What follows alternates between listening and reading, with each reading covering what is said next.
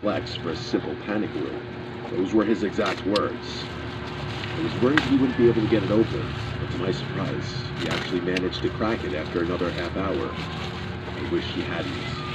Inside, the room was set up like some kind of shrine. There were old black and white photographs on the walls, all covered in strange symbols that I didn't recognize.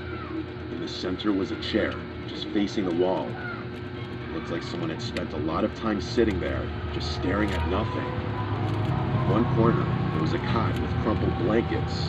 It smelled stale and kind of gross. Then I noticed the trash. Empty chip bags, crumpled water bottles.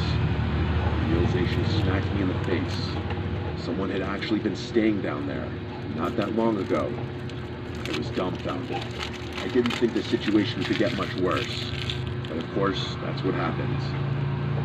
As I was trying to take it all in, I noticed a second door on the far right side of the room. It was small, half hidden by the minimal light. It was there. I opened it and realized it led to a set of stairs that led to the cellar door outside the house. I felt like such an idiot. I hadn't even had the foresight to check the cellar door when we moved in, since I just assumed it led to the basement. And all the time we'd lived here, I had never even opened it. My bewilderment at the whole thing soon became terror.